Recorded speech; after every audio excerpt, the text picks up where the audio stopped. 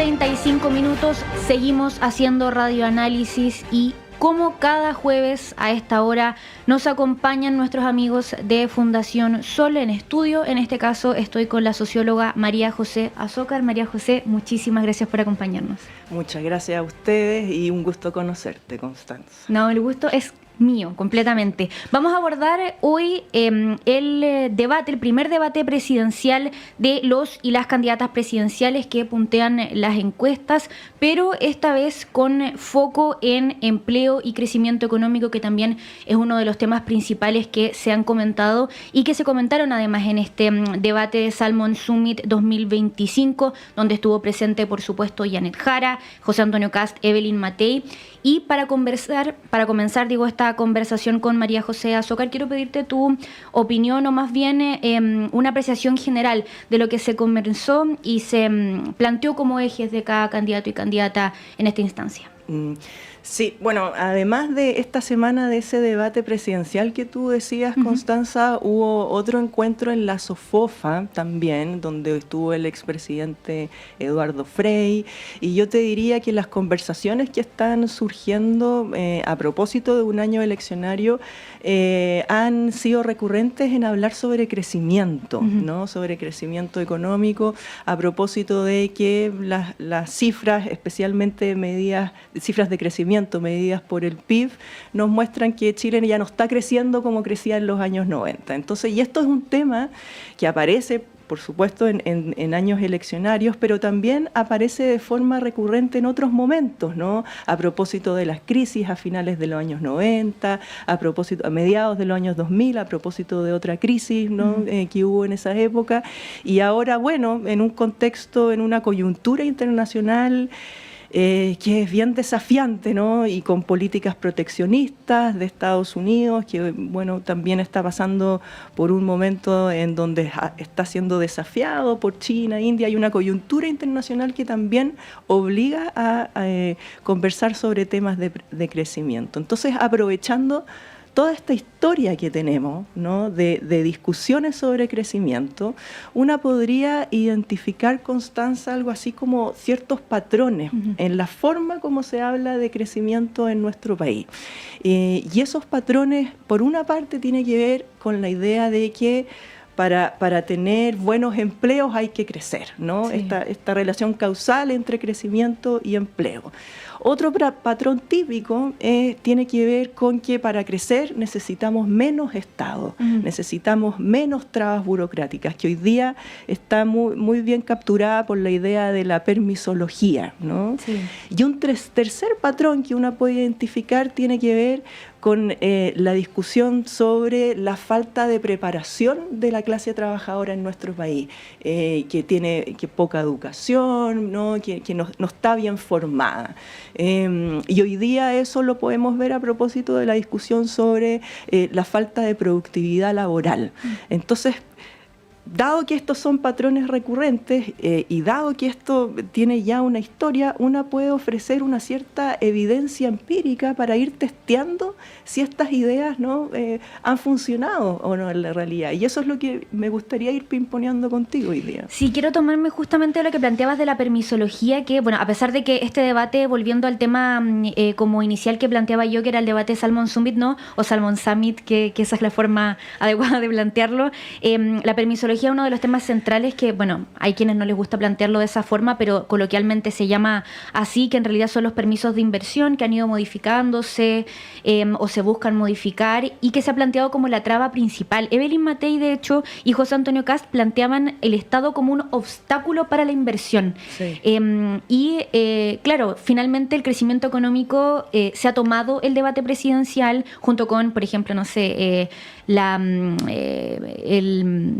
seguridad, que lo conversaban en el panel anteriormente, pero en términos económicos, el crecimiento económico y en específico la permisología es uno de los temas centrales, y en ese sentido se ha hablado también, por ejemplo, de achicar el Estado y cómo el Estado en el fondo es el mismo como quien frena la inversión. Sí. ¿Cómo lo evalúan en ese ámbito? Bueno, eso es un viejo discurso, ¿no? Que se viene construyendo desde hace décadas y que ha sido muy importante en la narrativa que se ha construido en nuestro país respecto a la estrategia de crecimiento. Y ahí voy por parte, Constanza. Básicamente aquí la apuesta que se hizo desde la dictadura y que se mantuvo en gobiernos postdictatoriales es que Chile es un país muy pequeño, ¿no? Si uno analiza a Chile como un país solo, ¿no? En el concierto internacional, es un país pequeño, entonces lo que tiene que hacer es especializarse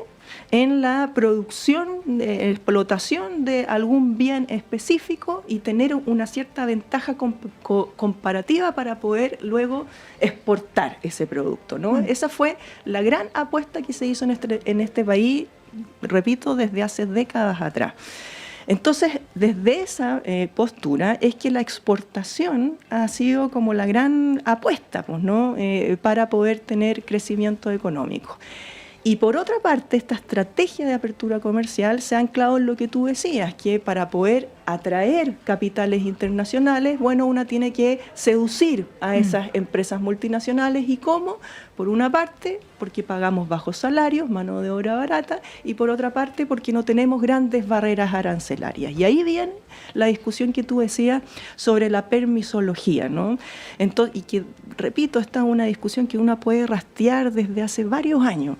Entonces, y a propósito de la permisología, qué es lo que ha pasado en Chile en estos últimos días, y hay varias novedades, es que se están flexibilizando, ¿no? ciertas normas, especialmente en términos de evaluación ambiental, sí. ¿no? Y ahí hace poco, por ejemplo, se aprobaron normas en donde, por ejemplo, las empresas tienen que, en vez de llenar una serie de requisitos, ahora pueden simplemente dar una declaración jurada, ¿no? Para poder cumplir poder cumplir con algunos requisitos. Y eso ha sido profundamente criticado por organizaciones socioambientales, porque entregar una declaración jurada en lo concreto significa de que tú puedes dar esa declaración, empezar las actividades, empezar las obras y después se verá, ¿no? O bien también se aprobó una norma que habla sobre el silencio administrativo. ¿Qué quiere decir eso? Que si yo presento todos los papeles y el Estado no me devuelve una respuesta a tiempo, bueno, puedo empezar entonces con las actividades. Que también ahí se abre una gran pregunta y repito, estas son las objeciones de organismos socioambientales, de organizaciones, es que, bueno, eso abre espacio para la corrupción, pues, ¿no? Basta que una persona de estas unidades no responda, ¿no? Para que la empresa ahí empiece sus obras. Uh-huh. Entonces, y respecto a la permisología, me gustaría tocar en particular un tema, de nuevo, volviendo a esta idea del crecimiento, ¿no? De la estrategia más global que ha tenido Chile sobre el crecimiento, que es esta idea de seducir a capitales internacionales. Pensemos hoy día todo lo que implica la inteligencia artificial, ¿no? El imaginario que se utiliza es como algo así como que va a cambiar totalmente las relaciones laborales, ¿no? Y que es como el nuevo futuro, ¿no? Hay una visión como bien modernista de la inteligencia artificial. Y para eso entonces se proponen cuestiones como este Plan Nacional de Data Centers, ¿no? Y ahí el imaginario, ¿no? Y estas son cuestiones que yo he aprendido de organizaciones socioambientales, por ejemplo Mosacat, ¿no? Que tiene ahí activa en Maipú. Entonces, este imaginario, ¿no? tan moderno sobre la inteligencia artificial y sobre instalar data centers y que ahí Chile se va a transformar en un polo, ¿no? tecnológico. Bueno, en lo concreto, un data center es una estructura en donde tú tienes servidores adentro. O sea, tener data centers no significa tener a Silicon Valley en Chile, ¿no? Es simplemente un edificio con servidores adentro que además utilizan mucha agua y mucha energía y que no generan un gran empleo. Lo que tú necesitas en términos de empleo para un data center es montar esa estructura y después tener a una persona cuidando, ¿no? De noche, digamos, esa estructura, pero se apelan a estos imaginarios como de crecimiento tecnológico, ¿no? Respecto a la inteligencia artificial. Y además aquí, además de todo el impacto ambiental que significa, ¿no?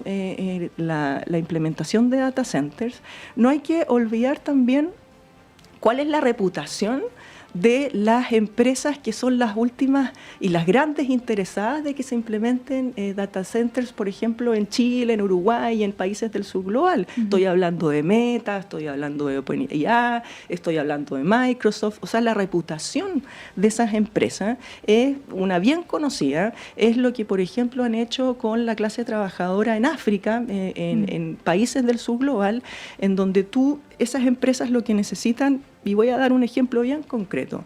Cuando tú necesitas una tecnología, por ejemplo, para que un auto maneje solo, ¿no? A través de inteligencia artificial, ¿sí? Tú necesitas trabajo humano que etiquete primero, ¿no? Para construir esa base de datos, que etiquete, mira, aquí hay una bicicleta, aquí hay una persona, para que después toda esa información vaya a una base de datos y esta tecnología de inteligencia artificial te permita ir identificando, ¿no? Y luego se vaya corrigiendo, ¿no? Entonces, ¿qué es lo que ha pasado? ¿Qué es lo que han hecho estas grandes multinacionales? Han contratado con muy bajo salario a la clase trabajadora del sur global para que haga estas etiquetas, ¿no? Y que estoy hablando aquí de carreteras, pero también hay que hablar aquí de etiquetas que se ponen, por ejemplo, cuando se quiere identificar actos de violencia sexual, ¿no? O sea, entonces tú tienes una clase trabajadora con malos salarios, y te estoy hablando que se paga centavos de dólar por eso, trabajando mucho, con una salud mental por el suelo, porque están obligadas a ver imágenes, por ejemplo, muy violentas, ¿no? Entonces esa es la reputación de estas empresas multinacionales, y son esas empresas las que, por ejemplo, quieren tener data centers en nuestro país.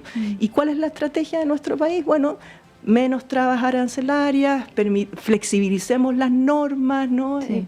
Entonces, con razón no hay tantas objeciones desde el mundo socioambiental. ¿Y cómo hacemos conversar ambas cosas? Estamos conversando con la socióloga integrante de Fundación Sol, María José Azócar. Creo que de lo que menos se conversó como un tópico aparte fue de empleo, porque el empleo normalmente se habla como si fuera un apéndice del crecimiento económico, como si del crecimiento económico se desprendiera el empleo y no si tuviéramos que estimular el empleo como algo importante en sí, ¿no?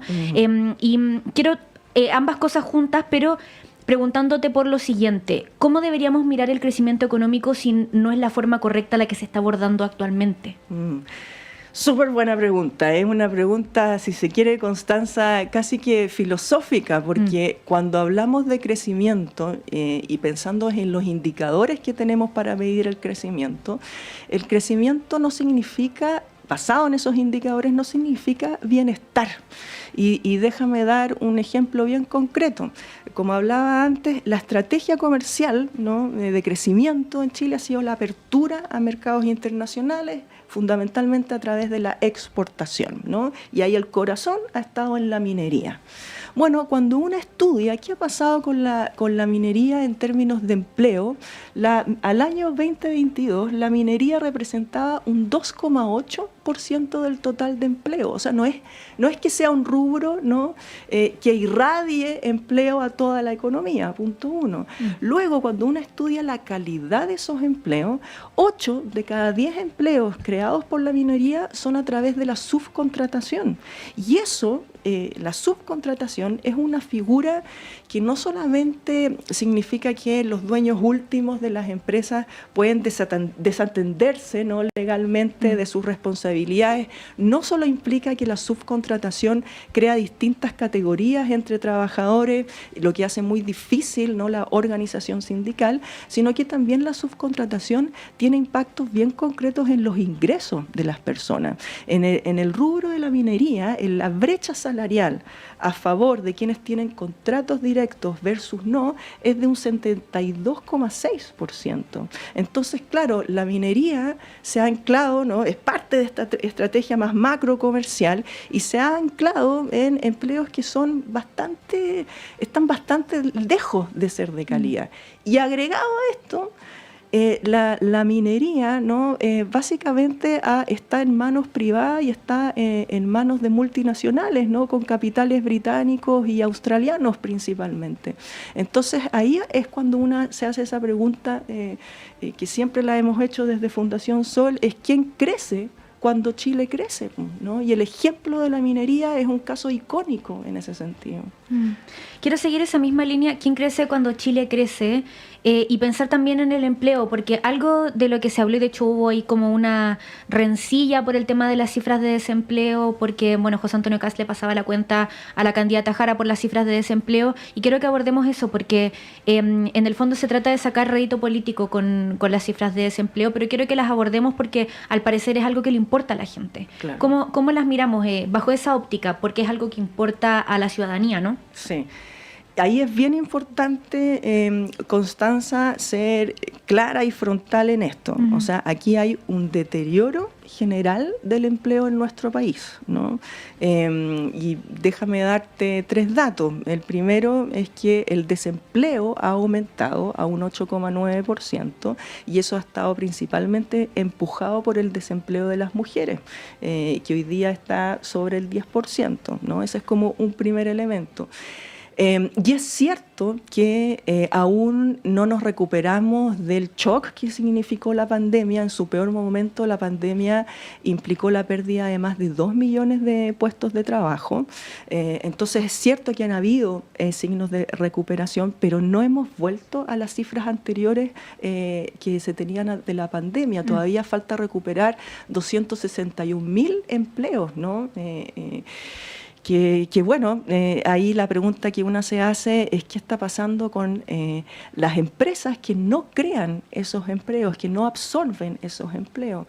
Y hay un tercer elemento que aquí me gustaría discutir, que también se relaciona con la forma como se ha abordado el crecimiento, ¿no? En nuestro país, y que tiene que ver con esta idea de la productividad laboral, que por mucho tiempo se dijo que en Chile a la clase trabajadora lo que le faltaba era educación, ¿no? Estaba mal preparada. Bueno, hoy día tenemos las cifras de subempleo profesional. ¿Y qué quiere decir eso? Que tú, teniendo tu cartón universitario, tu credencial universitaria, bueno, sales a buscar trabajo y terminas empleándote en trabajos que no requieren esa certificación universitaria. A eso le denominamos subempleo profesional. Bueno, hoy día hay algo así como 1.200.000 personas que están en esa situación en nuestro país. Entonces, claro, nos podemos llenar de personas con credenciales universitarias, con doctorados, pero esas personas no encuentran empleo porque les falta esfuerzo personal, porque les falta mérito. No, pues acá hay una situación generalizada en el mundo del trabajo que no absorbe, ¿no? Que a esas personas, y se está drenando ahí, ¿no? Un buen porcentaje de personas se está drenando en sus habilidades, en su productividad, porque no logran ser insertas en el mundo laboral. ¿Y qué falta, ¿no?, para hacernos cargo de eso? Y junto con eso quiero preguntarte qué falta en el discurso de los candidatos políticos, o sea, de los candidatos a la presidencia de Chile, para hacerse cargo de eso. Bueno, en primer lugar aquí quizás hay que desmontar este mito de que con menos Estado, ¿no?, tú tienes más crecimiento porque tú tienes a personas que logran ser totalmente libres para emprender, ¿no? O sea, incluso en momentos de máximo crecimiento, tú necesitas al Estado, ¿no?, para crear una serie de instituciones, de normas que permitan, por ejemplo, que la minería se transforme aquí en el eje de la exportación. O sea, esa es una ficción de que a través de menos Estado se logran ciertas cosas. Siempre se ha necesitado el Estado, incluso en los periodos, si se quiere, de más crecimiento y de más exportación. Ese es un primer elemento. Y, por ejemplo, lo que uno puede ver que ha ocurrido en otros países es que el Estado ha hecho ciertas apuestas, ¿no? Un típico caso aquí es lo que sucedió con Corea. En su momento el Estado apostó por desarrollar una industria en materia de automóviles, en materia de computación. En Irlanda se apostó por la industria farmacéutica. O sea, tú puedes tener ahí, ¿no?, otras estrategias que inviten a el desarrollo de una cierta industria. Uh-huh. Eso por un lado. Y por otro lado, hoy día la crisis climática cambió todo, Constanza. O sea, esta idea de crecimiento ilimitado, ¿no? De que tú puedes, como un país chico, ¿no? Que es como una lógica bien de un colonialismo internalizado, si se quiere. Una es un país chico y está de manos atadas y solamente tienes que especializarte en explotar un mineral. Bueno, hoy día la crisis climática pone en jaque esa perspectiva, porque ese crecimiento ilimitado ya no es posible, ¿no? Es totalmente insostenible. Entonces, por más que aquí se plantee como el desarrollo del litio, ¿no? Como el nuevo El Dorado, ¿no? Eso nos va a llevar hacia el progreso. Bueno, si nos lleva al progreso a través de la explotación de la clase trabajadora, de la contaminación de la naturaleza, ya tenemos la evidencia de qué es lo que pasa. Pues eso se explota un rato, las multinacionales obtienen ganancias, se van y queda aquí el desastre, ¿no? Entonces, pensar el bienestar, quizás hoy día, de la naturaleza, de la especie humana, quizás hay que desanclarlo de estos imaginarios de crecimiento ilimitado y hay que aquí tener otra conversación para hablar de desarrollo, por ejemplo. María José Azócar, muchísimas gracias por acompañarnos esta mañana. Muy buen tema, podríamos haber seguido conversando, pero bueno, los tiempos de la radio son así. Muchas gracias a ti, Constanza, y de nuevo un placer conocerte. No, un placer también. Conversamos esta mañana con la socióloga María José Azócar de Fundación Sol para profundizar en las propuestas de los candidatos y candidatas a la presidencia de Chile, un poquito de lo que están proponiendo respecto a la carrera presidencial, pero específicamente sobre la situación del empleo y el crecimiento económico. Son las 9 de la mañana con 57 minutos, termina así la primera edición de Radioanálisis, pero las invitamos a quedarse en sintonía de Radio Universidad de Chile porque llega Nicolás Rojas y Semáforo a nuestras plataformas, pero si nos sintoniza a través de la red de radios que piensan o también del canal de televisión Uchile TV, acompañen también su programación. Más noticias, recuerde, a las 13 horas con Diana Porras en la segunda edición de Radioanálisis. Nosotros nos reencontramos ya mañana con Claudio, con Patricio, con Montserrat y todo el equipo. Que tenga un muy buen día. El Departamento de Prensa de Radio Universidad de Chile